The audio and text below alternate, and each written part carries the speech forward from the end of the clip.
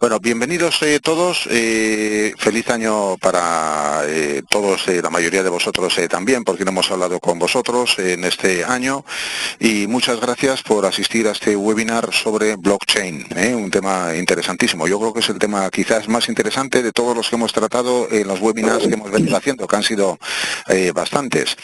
La razón del webinar y el objetivo son los siguientes, y es desde Santander Universidades, sabéis que tratamos de ayudaros a los países, a las universidades en los diferentes países, tratamos de ayudaros colaborando en lo que nosotros creemos que os podemos, y nos decís vosotros que os podemos dar mayor valor. Lo hemos hecho, estamos haciendo con respecto a la tarjeta universitaria inteligente, con respecto a la evolución de la tarjeta universitaria inteligente al móvil. ¿Y por qué blockchain? Bueno, blockchain es una nueva tecnología que está emergiendo con mucha fuerza. El Santander es líder al respecto, como nos van a explicar ahora. Y blockchain tiene grandes oportunidades en relación con los servicios de la tarjeta universitaria inteligente, que son tanto en cuanto al monedero electrónico, en cuanto a pagos, y también en cuanto a firma electrónica, que son dos servicios que siempre hemos hablado en la tarjeta. Son dos oportunidades, por tanto, que blockchain tiene y que considerábamos que quizás con vosotros en las universidades podemos acelerar la puesta en marcha de lo que es el aprovechamiento de blockchain, quizás incluso hasta en este año 2016. Y ahí Jesús Ruiz, director de innovación en tecnología en el banco, en ISBAN, el brazo armado de tecnología en el banco, sugería conocer, identificar bien cuáles son las necesidades de las universidades para, de este modo, trabajar mejor en ese avance de aprovechamiento de blockchain con vosotros, con las universidades y en estos servicios de la tarjeta universitaria inteligente. Y ese es el objetivo, por tanto, del webinar. Daros cuenta de la tecnología, de lo que supone blockchain y al mismo tiempo también el banco recabar, identificar necesidades vuestras al respecto. Hemos lanzado la invitación a todas las universidades españolas, participan también alguna universidad de fuera, participa Tiago Diogo, director del observatorio de la Universidad Federal Fluminense, de la TUI, ahí en Brasil, que lo agradecemos mucho, participa también Javier de Andrés, del observatorio TUI de Murcia, Jorge Lanza, del observatorio TUI de Cantabria, y con esto paso la palabra a Jesús Ruiz, ya le he presentado como director de innovación en ISBAN, que bueno, os hará una introducción adicional y posteriormente pasará el testigo a Roberto García, que está en innovación, en el área de innovación del banco, y continuará mostrándose esta interesante tecnología. Adelante, Jesús. Hola, buenos días. ¿Se me oye? Sí. Para comprobar. Vale, perfecto. Buenos días. Como ha dicho Vicente, me presento muy brevemente. Soy el director de innovación en tecnología, en ISBAN, la empresa de todo el grupo que hace los desarrollos de software. Y, como bien ha mencionado Vicente, pues el banco está interesado en el blockchain. El blockchain, voy a hacer una pequeña introducción y luego se lo paso a Roberto, que es la persona que trabaja en mi equipo y que, por cierto, lidera la iniciativa de blockchain en todo el grupo a nivel de tecnología. ¿De dónde sale esto del blockchain? Bueno, pues cuando tenemos que transmitir algún bien físico entre dos personas, esto es muy fácil. Cogemos el objeto físico, se lo damos en persona o se lo damos de algún otro mecanismo físico, y entonces a partir de entonces la propiedad del objeto ya, o bueno, el objeto físico ya está con la otra persona. Cuando nos vamos al mundo digital, es decir, donde los objetos digitales se representan por bits, unos y ceros, una combinación de bits y unos y ceros, que están en algún tipo de almacenamiento, la transmisión de la propiedad de estos objetos ya se complica, porque cuando yo estoy transmitiendo un objeto físico y, por ejemplo, un billete moneda es uno de los posibles objetos, pero hay muchos más, entonces, debido a que es físico, cuando se lo doy a la otra persona yo dejo de tenerlo. Es decir, la otra persona ya lo tiene y ya lo puede utilizar.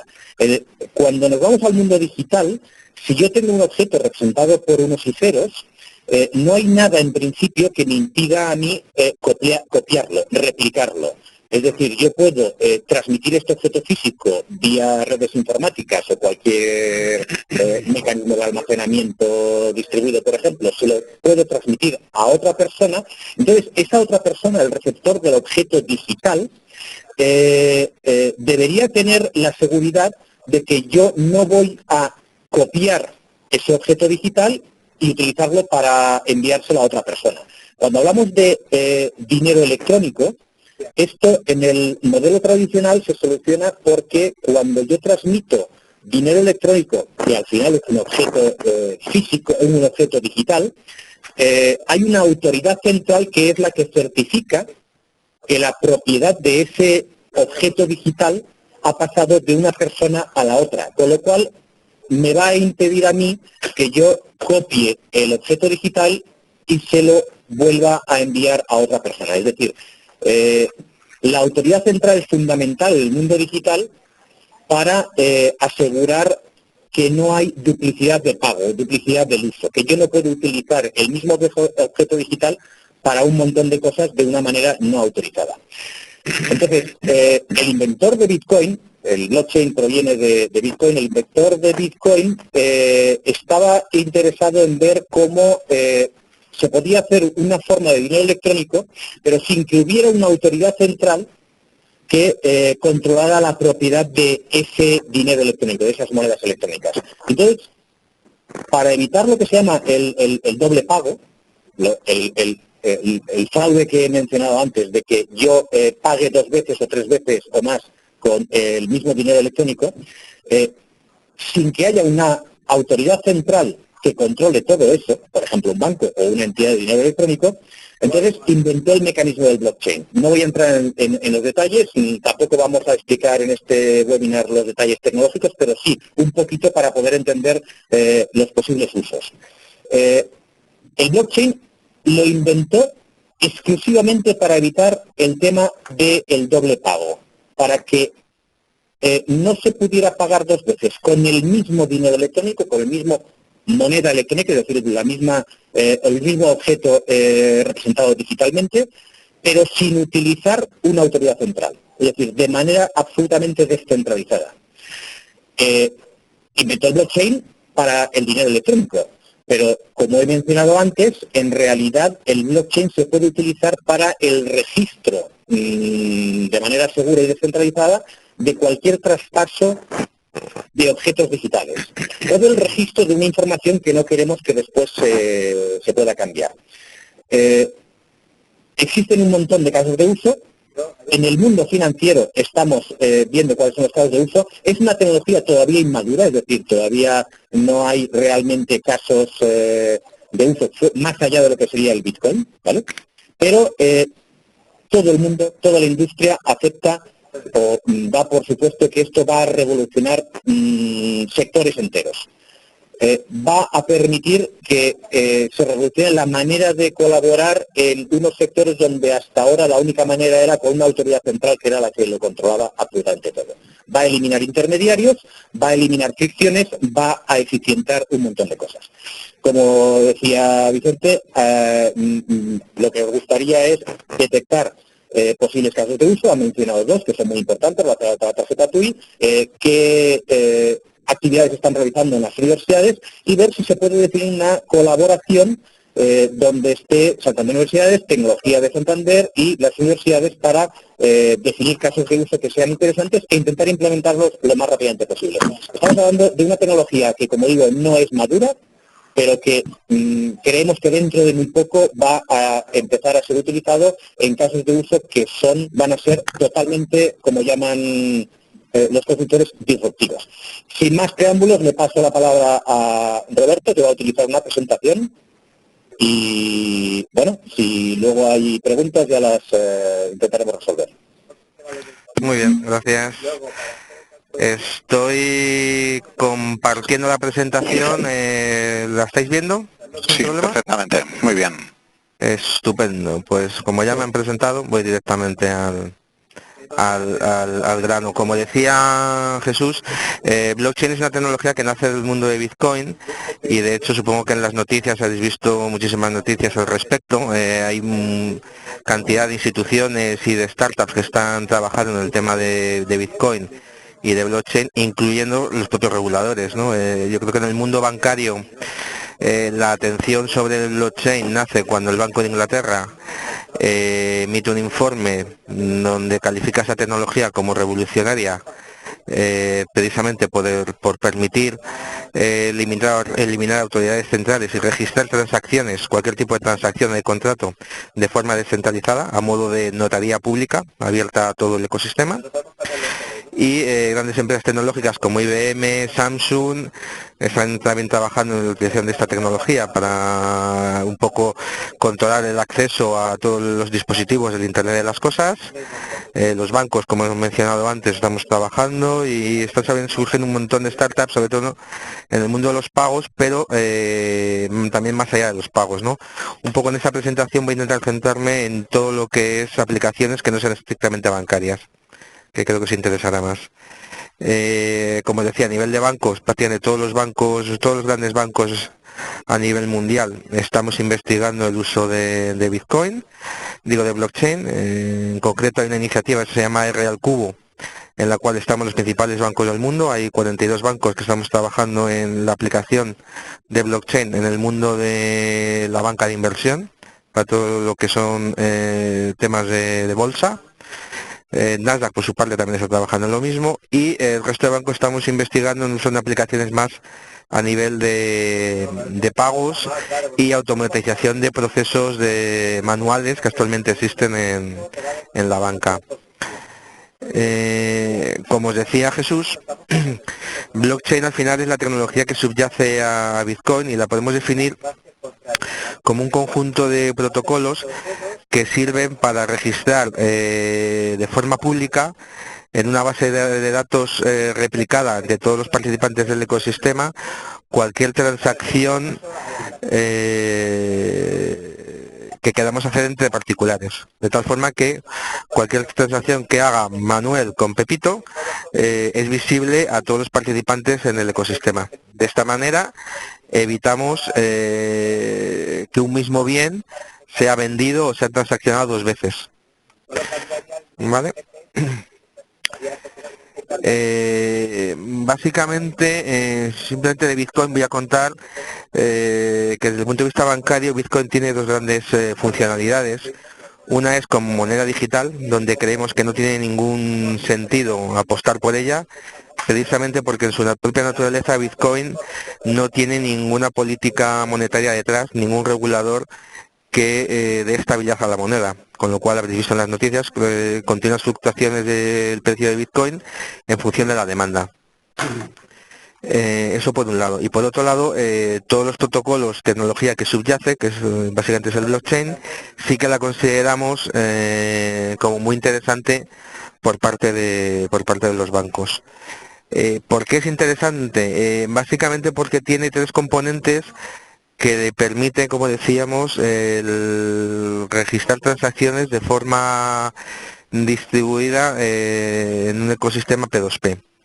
El primero es el libro mayor o public ledger que llamamos, que no deja de ser un registro donde se anotan todas las transacciones que se producen en el ecosistema, abierto a todo el mundo. Este registro está securizado por dos componentes. Por un lado, cada transacción, cuando los participantes en el ecosistema validan que es una transacción legal, si le incluye un hash o un certificado digital que asegura que la transacción es válida, y la característica de este certificado o este hash que lo hace inviolable es que se construye con la firma de la persona que ha generado la transacción y el hash que se ha generado en la transacción anterior, con lo cual, digamos, cada hash está encadenado con el hash anterior. De esta manera, si alguien intentase generar un hash fraudulento, sería imposible, porque tendría que replicar toda la criptografía que se ha ido acumulando desde el inicio del blockchain. Además, la firma de la transacción se realiza con un sistema de criptografía simétrica, similar a lo que se utiliza a día de hoy, por ejemplo, con las tarjetas de crédito. Es la misma seguridad. Básicamente consiste en que cada usuario tiene un conjunto de clave pública y privada. Él firma con la clave pública, con la clave privada, lo cual genera un criptograma que todos los participantes pueden descifrar con su clave pública, de tal manera que puede verificar que la clave privada de esa firma corresponde con la clave pública de la persona que dice haber firmado la transacción. Es el mismo sistema, como os decía, que se utiliza a día de hoy en las tarjetas de crédito. Simplemente añadir que hay dos tipos de protocolos para verificar las transacciones y evitar el fraude. Bitcoin como moneda utiliza el protocolo que se llama Proof of Work, que está descrito en la caja gris de la derecha, que básicamente está basado en que los validadores de la transacción, que son los propios participantes en el ecosistema, tienen que resolver el hash que se va a utilizar para certificar esa transacción, y para cometer fraude deberían de tener una capacidad de minado, que se llama, superior al 50% de la red, lo cual es bastante complicado y sobre todo sería económicamente inviable. O sea, la cantidad de energía que se gastaría en intentar por fuerza bruta superar el 50% de capacidad de procesamiento de la red haría que no fuera económicamente viable cometer fraude. Y a nivel de bancos, lo que estamos experimentando es con otro tipo de protocolos que se llaman protocolos de consenso, en redes que serían privadas. Básicamente serían redes en las cuales los bancos nos conocemos entre nosotros, o las entidades participantes se conocen entre ellas, no estaría abierto a todo el mundo, y con lo cual aquí la seguridad puede ser más laxa, digamos. Y sería por mayoría simple, cada transacción se aprobaría por mayoría simple entre los participantes en el ecosistema. Como os decía, el protocolo de esfuerzo teóricamente es inviable porque necesitarías tener más de un 50% de la capacidad de procesamiento de transacciones de la red. Y esto a día de hoy es económicamente inviable. ¿Vale? A día de hoy la mayor parte de participantes en la red están controlados por consorcios, pero el que mayor porcentaje de capacidad de procesamiento tiene debe estar en torno al 30%. O sea, todavía estamos en el entorno seguro de procesamiento de la red. Independientemente, los bancos, lo que os decía, lo que estamos es saliéndonos de lo que es el blockchain puro y duro de Bitcoin y experimentando conversiones nuestras que se están probando en entornos privados, ¿vale? Con lo cual no aplicaría esta posibilidad de fraude. Como os decía, básicamente en esta slide lo que estamos reflejando es la mayor parte de versiones del software que existen y diferentes protocolos que existen en el mercado a día de hoy. En el cuadrante de abajo a la izquierda básicamente aquellas monedas que utilizan el protocolo de Bitcoin, incluyendo la propia Bitcoin. En la capa inmediatamente superior están aquellas compañías que lo que están desarrollando es, a partir del protocolo de Bitcoin, protocolos abiertos y de esfuerzo, servicios de valor añadido. Básicamente temas de registros públicos de transacciones, compra-venta de elementos físicos que se registran sobre el propio blockchain a modo de notaría pública. Y los dos cuadrantes de la derecha son los software que utilizan la tecnología que hablábamos de redes privadas, redes en las cuales tienes que tener permiso para participar. Y nuevamente hay un conjunto en el cuadrante de abajo a la derecha.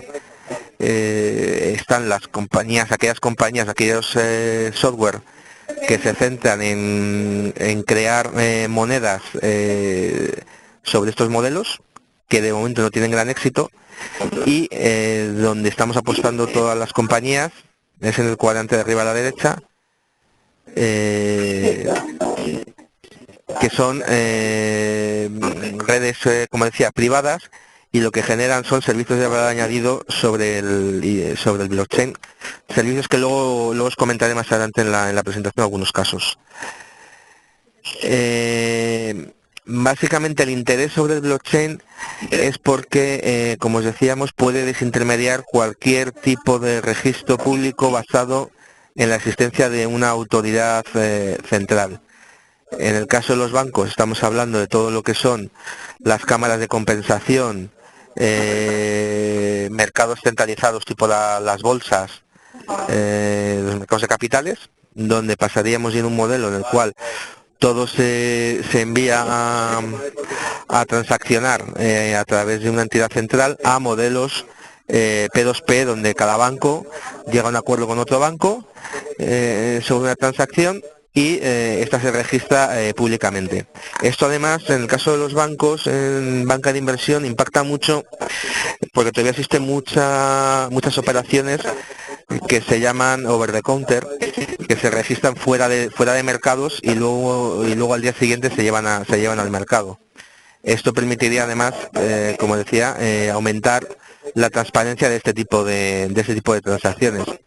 Si recordáis, hace años hubo un escándalo de un banco que prácticamente desapareció porque uno de sus operadores de mercados se dedicó a hacer transacciones fuera de mercado y llevó a la compañía a la quiebra. Otra de las grandes aplicaciones de blockchain es lo que llamamos los contratos inteligentes. Básicamente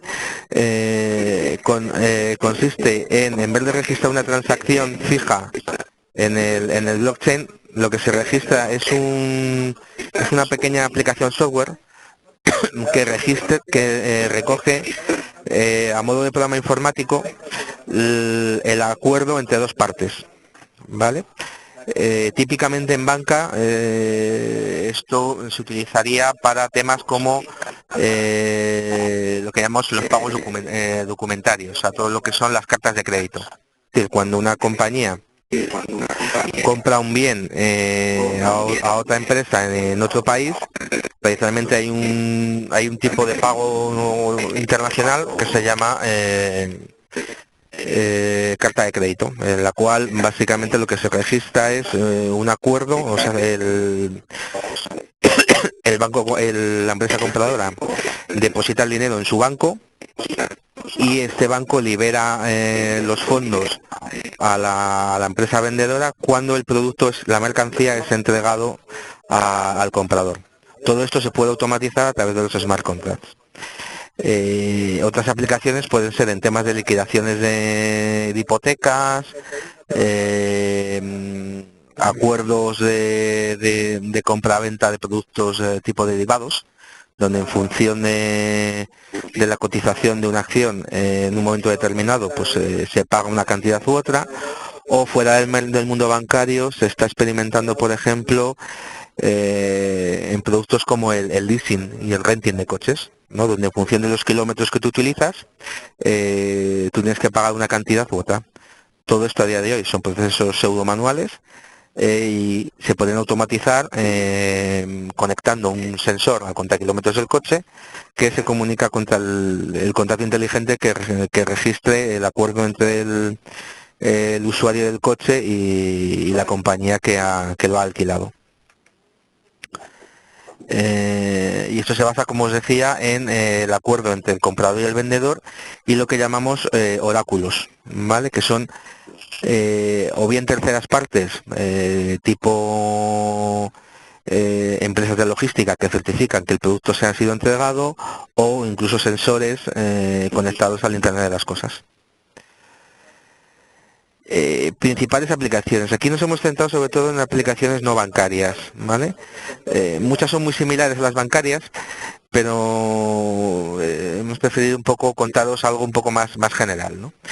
Hay un primer caso de uso que es el más maduro, que es lo que llamamos la compensación. En el mundo bancario es la compensación de contratos y de transacciones, de pagos, pero que en el mundo no bancario también se puede utilizar para la liquidación y compensación de cualquier tipo de acuerdo entre particulares. Aquí os vamos a presentar un caso de uso muy interesante de economía colaborativa, que es la OZ, que es una compañía, una plataforma de compartición de coches, que lo que hace es, en función de los kilómetros que tú has compartido tu coche, te permite tener acceso a que otra persona te comparta su coche contigo por el mismo equivalente de kilómetros.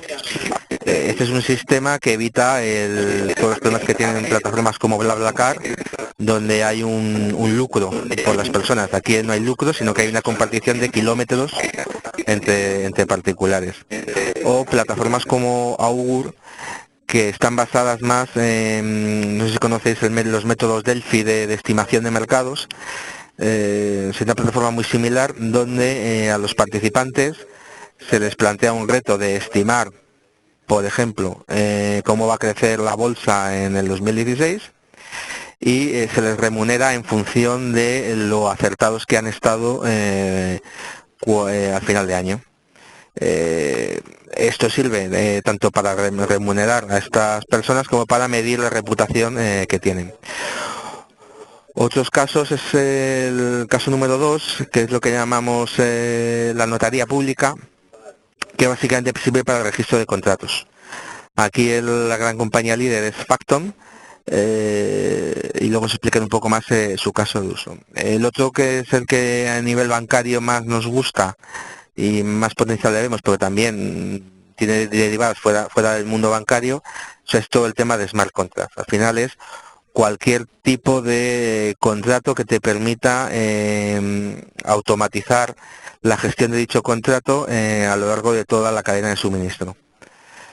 El tema de la ID digital, que ha comentado brevemente tanto Jesús como Vicente, al final te permite gestionar tu identidad digital y compartirla con terceros, de tal manera que tú puedes subir una prueba de vida, digamos, de quién eres en la vida, en el mundo físico, y registrarlo de modo digital, de tal manera que tú, cuando tienes que registrarte en alguna página web o certificar a nivel digital quién eres en el mundo físico, se te genera una tarjeta virtual, que es la que tú compartes en el mundo digital, de tal forma que cuando alguien quiere verificar quién es esa persona en el mundo físico, con esa tarjeta digital se dirige al blockchain y puede verificar la identidad de esa persona en el mundo físico, y que coincide, que es quien dice ser. Otra aplicación muy revolucionaria que surge del MIT es la número 5, que se utiliza para plataformas de computación distribuida.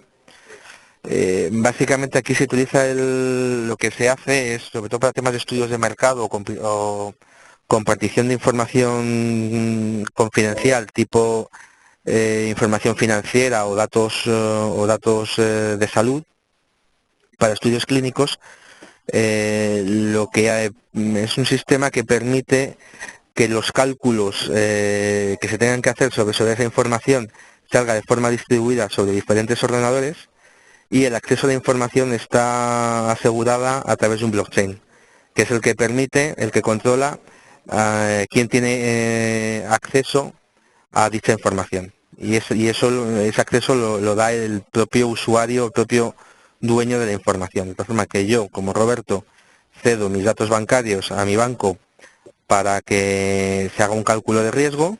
Esta plataforma, si tiene que compartir estos cálculos con, por ejemplo, una entidad tipo un centro comercial, una gran cadena de distribución, para darme un préstamo al consumo, pueda tener acceso a los resultados de la información, ¿vale? Al scoring, le puede decir si es positivo o negativo, sin necesidad de acceder a los datos reales de mi persona. Y por último, el otro caso de uso que vamos a ver es la aplicación de blockchain al Internet de las cosas. Aquí básicamente es controlar los permisos de acceso a los dispositivos, de tal forma que yo, como dueño de un dispositivo, puedo ceder temporalmente el acceso al mismo a otra persona, y esto lo hago a través de el blockchain, ¿vale? Entonces, sin más, vamos a ir viendo cada uno de los casos un poco en detalle. La compensación P2P entre no monetaria. Es el caso de la OZ. Como os decía, la OZ es una plataforma que nace en Israel, es una plataforma de compartición de coche tipo BlaBlaCar. La gran diferencia respecto a BlaBlaCar es que no hay una remuneración del conductor, sino que el conductor recibe una serie de kilómetros de crédito. De tal forma que cuando este conductor quiere utilizar estos kilómetros, este kilometraje, lo puede utilizar a través de la plataforma, conectándose con otra persona que le haga de conductor más adelante. Esta plataforma lo que hace es, en un blockchain, registra los kilómetros que una persona ha generado como conductor y como usuario, digamos, de la plataforma, realizando esta compensación de kilómetros. Aquí lo interesante es que eliminamos el concepto de moneda, se sustituye por kilómetros, evitando así que pueda, desde un punto de vista legal, puede interpretarse como fomento de la economía sumergida, de que realmente estamos fomentando una economía colaborativa. Como decía, empezó en Israel y ya cuenta con casi 3.000 usuarios, tanto en Estados Unidos, sobre todo en la parte de California, si no recuerdo mal, en Sudáfrica y en la India.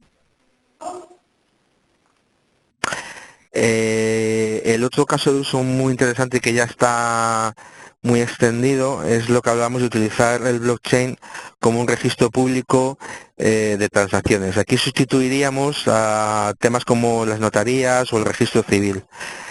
Factom es la compañía líder en este tipo de aplicaciones.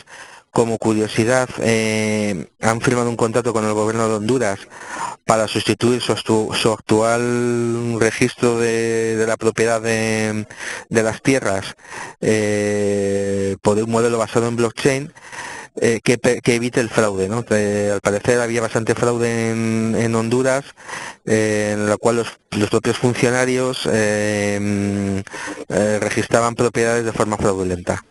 De esta manera, sustituyendo por un modelo público, donde cada participante en el ecosistema tiene una copia de la base de datos con todos los registros que se han realizado, se evita que una persona pueda introducir una transacción de forma ilegal, de que sería visible a todo el mundo.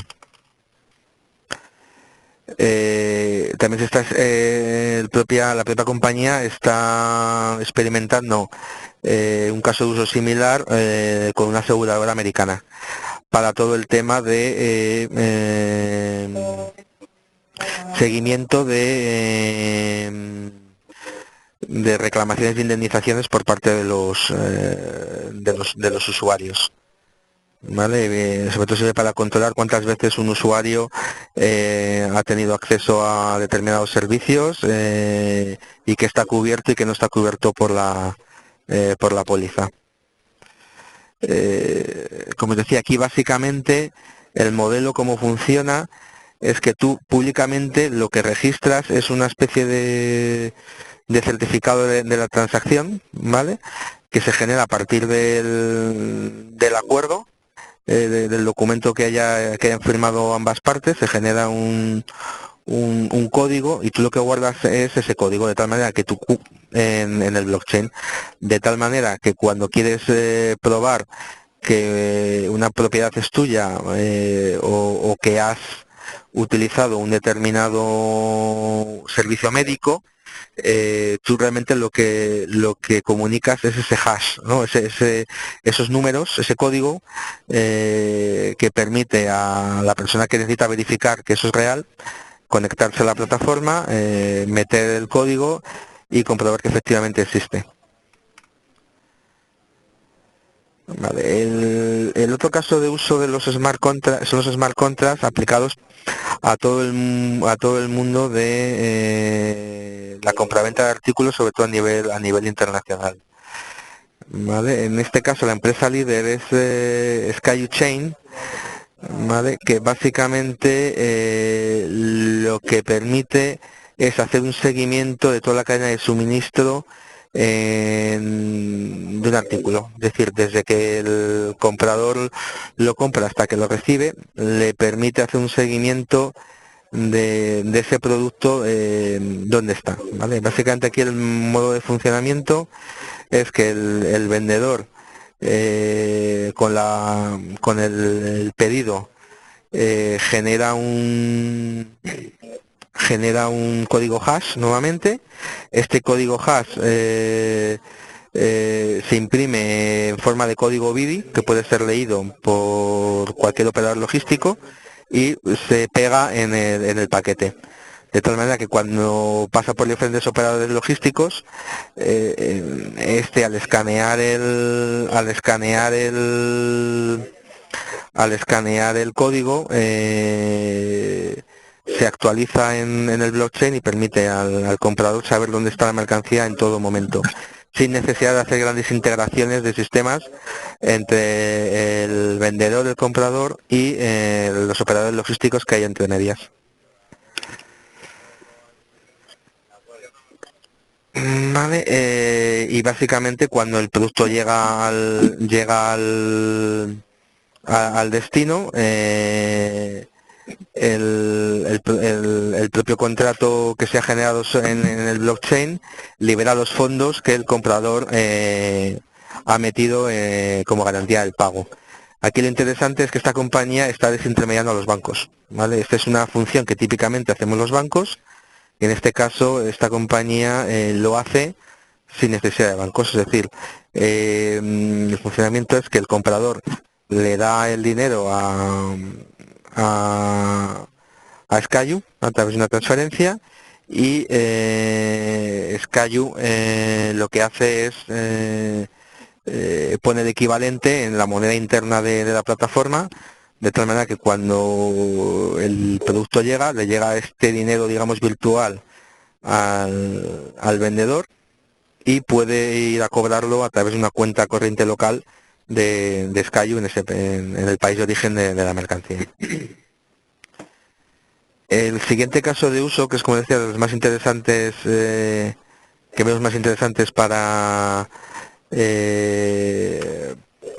universidades, perdonad, vuelvo un momento al caso número 2, el de Facton, porque aquí hay una aplicación que se nos ocurrió para universidades, que es todo el mundo de la compulsación de títulos universitarios. Imaginaros que se crease un blockchain de títulos universitarios, de tal manera que cuando una universidad emite un título a una persona, se realiza un hash de ese título y se actualiza en el blockchain. Y esta persona, si va a otra universidad a estudiar un posgrado o otro tipo de titulación, no necesita pasar por un proceso manual de verificación de que ese título es correcto, sino que la universidad de destino, a través del hash que le facilita el estudiante, puede verificar que efectivamente en el blockchain hay registrado un título universitario a nombre de esta persona correspondiente a este hash. Vale. Entonces, volviendo un poco al tema del ID digital, relacionado con la TUI, cómo funciona este modelo, básicamente la empresa líder aquí es Showcar. Ellos lo que hacen es solicitan un escáner de un documento, un ID de esta persona, que puede ser su carnet de conducir, o en el caso de universidades podría ser la tarjeta universitaria, y se le solicita una firma. Con esta imagen y esta firma, Showcar lo que hace es genera un hash en el blockchain, ¿vale? Que permite que ese hash pueda ser utilizado por cualquier participante en el ecosistema para verificar la identidad real de la persona que está intentando conectarse a través de un sistema electrónico. Vale, esa es una forma de... La gran ventaja versus los sistemas de certificados digitales es que es una plataforma descentralizada. Aquí no necesitas pasar por una autoridad central que te valide, con la cual te tienes que integrar, sino que directamente te conectas con el blockchain a través de un nodo tuyo perteneciente a este ecosistema. El siguiente caso de uso es el que os comentaba del MIT. El MIT está experimentando con un sistema de computación distribuida que lo han llamado Enigma en honor al sistema de encriptación que utilizó Alemania durante la Segunda Guerra Mundial. Y básicamente lo que hace es utiliza un sistema de un blockchain privado, ¿vale? Donde los participantes se conectan y registran sus ordenadores, ¿vale? Sus ordenadores particulares y toda la información que quieran compartir. Entonces, aquí este sistema, digamos, tiene dos capas. Una primera capa, que es el blockchain, que es el que autoriza el acceso a cada ordenador participante en el ecosistema, y distribuye y luego hay un sistema por encima que lo que hace es que distribuye la información entre los diferentes ordenadores participantes, de tal forma que, pongamos que una compañía, Procter & Gamble, quiere hacer un estudio de mercado basado en los datos personales de una población. Lo que haría cada participante en este estudio de mercado, subiría sus datos a este sistema de computación distribuida, sus datos se distribuirían por diferentes ordenadores y en cada uno de estos ordenadores sería parte del cálculo estadístico, generando un documento de conclusiones, de tal forma que Procter & Gamble tendría el resultado de este estudio de mercado sin tener acceso a los datos originales de cada persona. ¿Vale? Así anonimizamos los datos y evitamos que nadie tenga acceso a todos los datos, de tal forma que pudiera hacer por cruce de los mismos, pudiera llegar a identificar la identidad real de estas personas. Este modelo de computación está en fase experimental todavía. Básicamente lo que ha hecho el MIT es crear un spin-off